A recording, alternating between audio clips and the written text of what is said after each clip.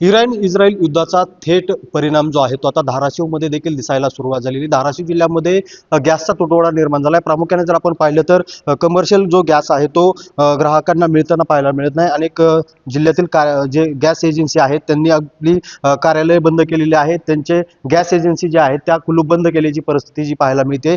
आता हे जे सिलेंडर आहे, मी आता कळंब तालुक्यातील एका गॅस एजन्सीवर आहे. या ठिकाणी हे पूर्ण रिकामे सिलेंडर आहेत.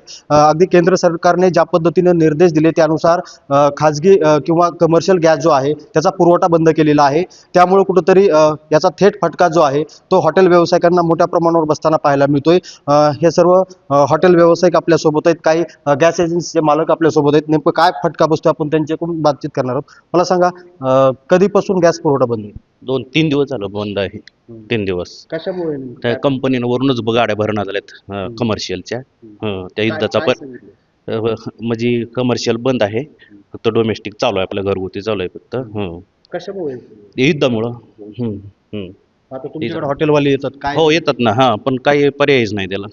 मग आम्ही त्याला नाही, मग कंपनीचेच गाईडलाईन तसे की बंद आहे वरूनच, म्हणून गाड्या भरणं झाली तिथे. जिल्हाभरातली काय परिस्थिती आहे? जिल्हाभरात अशीच परिस्थिती आहे सगळी. 2-3 दिवसापासून कुठं स्टॉक नाही सध्या, शिल्लकच नाही कुठं. नाही कुणाकडेच नाही शिल्लक. हॉटेल व्यावसायिक देखील आहेत. मला सांगा, काय फटका बसतोय सध्या? सर आमच्या हे कमर्शियलच आहे ना.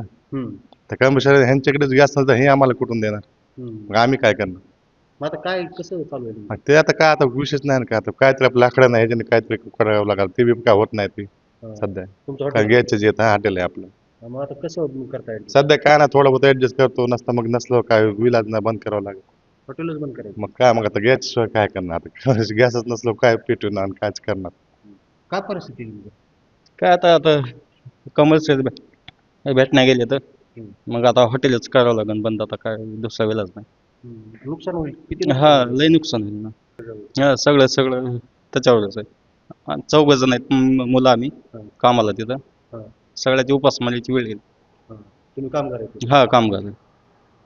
आता आहे का गॅस? आता सध्या आहे आजच्या दिवसाचा, तर संध्याकाळी किंवा उद्या सकाळी लागेल. आता उपलब्धच नाही? आता उपलब्धच नाही गॅस. तर ही सगळी भयानक परिस्थिती जी आहे ती आपल्याला पाहायला मिळते. एकीकडं शासनाच्या वतीनं जे आहे ती थेट निर्देश दिलेले आहेत. कमर्शियल गॅसची पूर्णपणे जी पुरवठा जो आहे तो बंद केलेला आहे. त्यामुळे धाराशिव जिल्ह्यातील आता व्यावसायिक जे आहेत ते देखील अडचणीत आलेले आहेत. तर एजन्सींनी मात्र आपल्या आता कार्यालयाला ताळे लावलेले आहेत.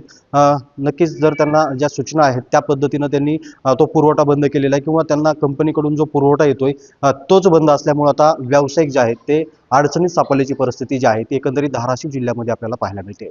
बालाजी सुरवसे, साम टीव्ही, धाराशिव.